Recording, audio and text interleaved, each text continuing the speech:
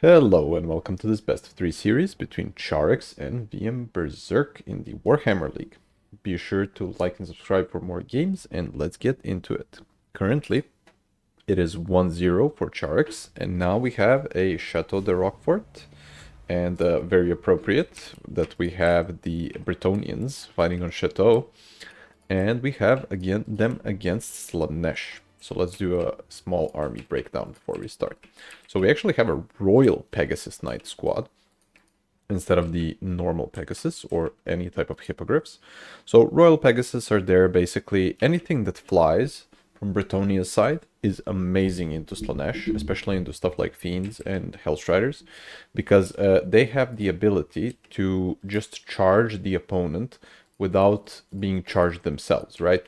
So this means that when you're fighting Slaanesh, they are very much reliant on buffs like Devastating Flanker and their massive charge bonuses in most of their infantry and their cav. And with you having a flying unit, you basically counter that because they can never charge you, right? Unless they have a rampage and then they rampage you to the ground. But currently, it is more of a Slaanesh. Slaanesh is not like the best lore. You would go kind of Melkoths into stuff like Bretonia because it's just so cost effective. Other than this, we have El Barrack. We have him on his Royal Pegasus, not on his big mount. So he's just going to be providing the Wrath of Manon and the Braid of Borderlow. This is probably the single best buff in the game currently, right? Because it makes everything in a 55-meter radius. Not only anti-large, but it also gives leadership and strider. This is basically the most insane buff in the entire game, right? And him just buffing up stuff like squires, giving them anti-large, it will pay dividends in a bunch of ways. Other than that, we have spearmen at arms, just some peasants, and we have the beast slayer, baguette slayers of Bastogne. So we have the Ultima 105. Damn, that's crazy leadership. A 105 freaking leadership elite anti-cav unit, which again makes sense because you're expecting fiends, you're expecting hellstriders, you're expecting just a bunch of cav, right? Even pleasure seekers. Other than this, he's just starting with some yeomen to capture the objectives quickly, because what is Slaanesh probably going to do? They're gonna try and stop him and stuff him back into the spawn, like control the game.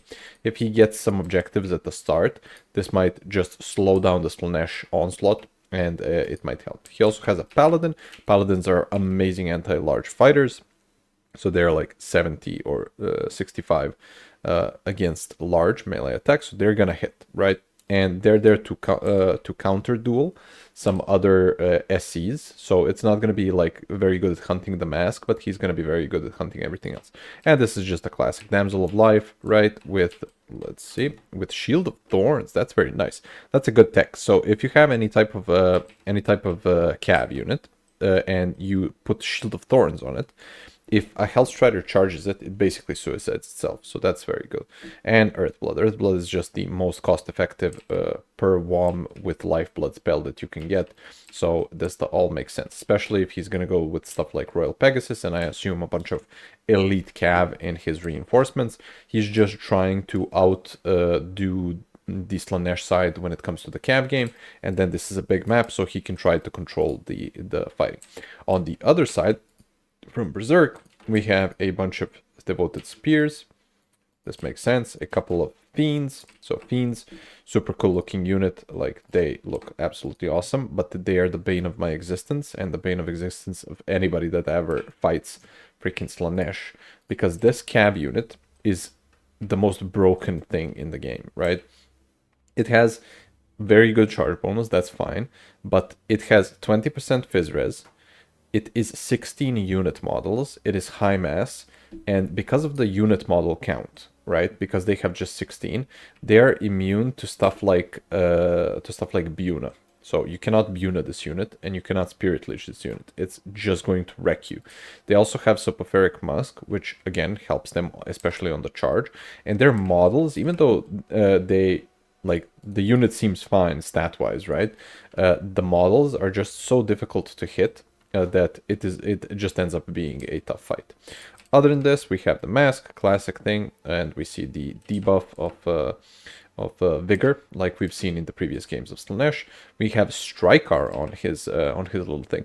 I also very much like Strykar in this matchup. I've used him previously just from the walk side instead of Slaanesh. I am not a disgusting Slaanesh player, but Strykar is great because he has the Sign of Depravity thing, which was recently nerfed, and it's still super good. So if there are units routing, and there are going to be units routing, right? These guys aren't gonna freaking hold. If a Slaanesh unit charges these guys, they're gonna instantly fold. So if we have anything route, you're basically going to get like 30% speed reduction and 2 to 4 melee defense. I don't know, I don't remember how it scales, but I think you need 3 units to max proc this, 3 or 2. So what Slaanesh wants to do is use the Fiends, Strykar and the Mask to get into a blob fight, then saturate with some spears or the Hell Scourges, and then just grind it out. Because the longer the grind goes, the more damage and everything these guys get. And he also has 20% Fizz Res, so he's not gonna die, right? He also has a Silver Shield, which is again insane. So he can just charge head on into these Mounted Yeomen and never care. Same with the Mask. It has the Missile Res, especially with 20% physical res, because again it's a demon thing, and he also even went slippery. Man, Berserk really loves his abilities. He went full on Mask. So let's see how this goes. There's just gonna be a couple of yeomen shooting into Strykar. Oh, he actually takes a pretty significant chunk of damage. 300 is not bad at all. And yeah, here comes the Mask. I expect very much Czarix to try and yeah, he's trying to chase the Fiends with the Royal Pegasus Knights, which is the main play. Like, he doesn't want to give these guys a charge. So that is his MO. He's gonna try also to control the objectives, but the Mask and the Slaanesh side just has more infantry, right? So they're gonna overwhelm him over time. But let's see. It's just the skirmish part of the game. Not much to see here. Ooh, that was almost a suicide mission from Berserk charging in there. Oh my god, that was close. Also, this kind of is the best thing, right? Because he's just getting drained and speed broken, and he's just already winded, right? That's absolutely crazy debuff, man. He's already winded, -5, -3. Damn. What Czarix should do is start picking off the flank stuff, right? Slaanesh is fast, that's fine, but yeah, these guys, the Royal Pegasus Knights, can technically backcharge the Devoted Marauders and just be fine. But he doesn't want to risk it, especially considering he doesn't see the Sorcerer yet from Slaanesh's side. He has him in his reserve. So there might be like a just a super speedy summon of a Rampage, and then the Royal Pegasus Knights just get caught up, they get rampaged, they fall off, and that's pretty much it. I don't know about the Mounted Yeomen seem nice because they can capture the objectives, but they just have so low armor piercing and so low damage that I don't know if 4 is really the play. Maybe like 2, just to capture the objectives. That totally makes sense. And we can see that Czarix is kind of apprehensive to fight for this objective, because he knows when he gets into a fight, he's not getting out of it because of the Mask and the Strykar debuff, as well as the Fiends. The Fiends are just too maneuverable to be able to get away. And he's summoning in Foot Squires. This all makes sense. Again, he just wants to do a proper fight once he gets into it. But that's what Slaanesh also wants. So it really does depend on the engagements, especially from the Fiends. If the Fiends fold, I can see Czarix winning the grind fight somehow. But otherwise, oh my god, he's fresh still? Oh, he's just chilling. I guess just standing still refreshes vigor fast enough for him to not matter. And yeah, he's just being a gremlin currently. He's standing with his SCs on the objective and just waiting. And we have a summon of the Sorcerer. Sorcerer, enfeebling foe. This is just to kill a specific unit, like Mask going for the Damsel. Oh no, Damsel's on foot. No, she's gonna get deleted by Mask. Like he has 73 speed, she has 34. Oof, if he loses the Damsel, that's pretty bad. But yeah, nice. Nice. Czarix goes in for a charge attack. Ooh, that was a good dodge. That was a actually manual dodge. You can dodge those types of charge attack animations if you just do it at the right time. But he does save the damsel, which is very nice. But this then forces the kind of engagement between the armies. So let's see how the engagement goes. Going with the beast slayers into the water marauders is definitely a mistake. They should be the ones that are the main support for fighting the fiends, but he's just posturing with them. He still has the yeoman in the back. He should probably also turn off fire at will, because they kind of are just shooting, sometimes shooting a volley or two into the Hell Scourges, and then they're just getting absorbed by shields. We also have a double summon of Chaos Furies. Chaos Furies from Slaanesh, probably the best Furies. They have armor piercing, they have devastating flanker, amazing unit. And we have, is this another one? Yeah, this is another this is a Pegasus Knight versus a Royal Pegasus Knight. So he ends up just chucking the Staff of Masks onto the Royal Pegasus Knights. I don't know about that. And yeah, this is what we were talking about when it comes to the flying units. Whenever you have cav, just having a flying unit charge the cav is super good, because the flying unit is just going to always get the charge off, versus the other unit is never going to have it, right? Oh no, that was a brutal pendulum onto probably the best carry unit that the Czarix had. Oh man, that was a real deletion. And now these peasant mob and spearmen at arms going into like the mask fully unsupported from the cav side is kind of a mistake. There's also a small micro blunder with Czarix just not moving his mounted yeoman out of the way, and they just get charged by the Forsaken for no reason. So it is what it is. There's just so much happening at the same time. Like, he's trying to back charge stuff with the Royal Pegasus Knights. He's just trying to kill the Furies here. Spearmen at Arms are fighting.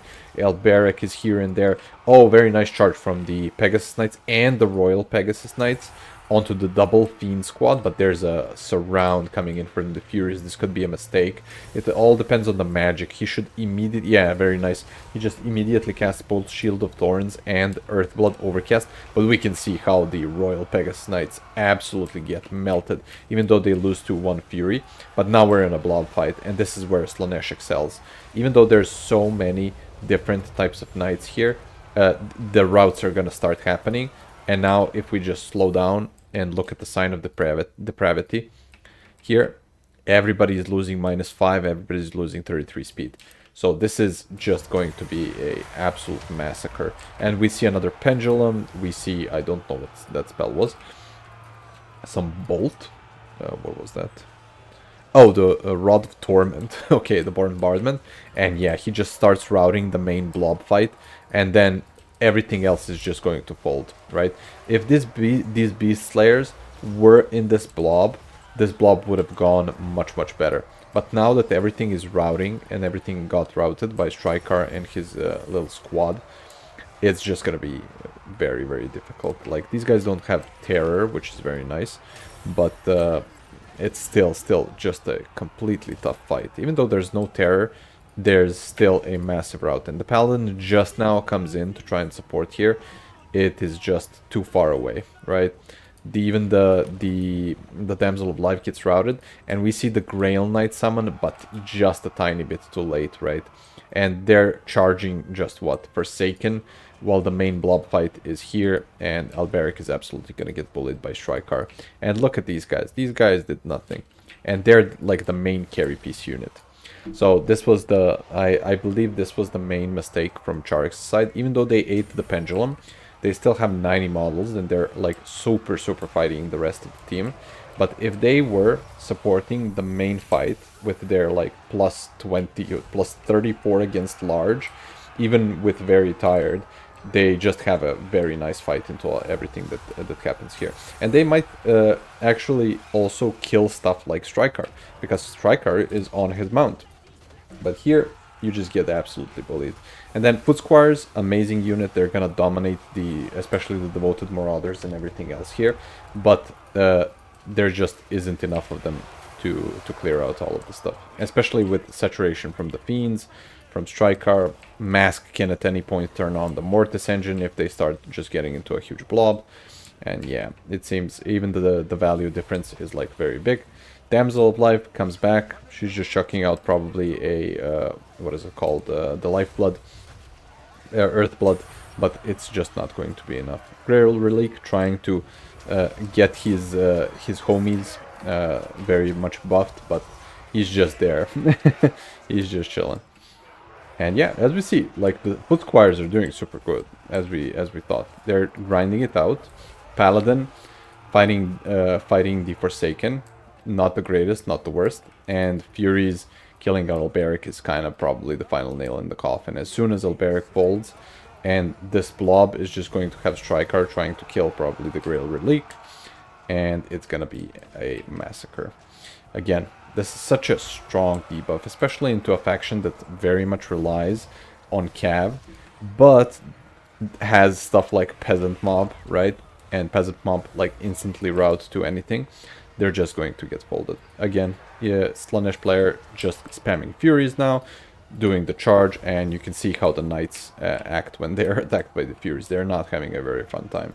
They're just losing like 50% HP over like 6 seconds, 7 seconds. Striker, amazing fighter, and you can see what the effect of all of these debuffs does onto even the strongest of fighters. Like, going from -15 from just being exhausted because the mask started draining you is crazy, crazy strong. That unit should definitely get another nerf, in the next patch. So, when looking at the values, like, look at this. Spearmen at arms, just chilling into a blob fight with like fiends and stuff, did 600 value. Imagine if the beast slayers were there in the entire fight, right?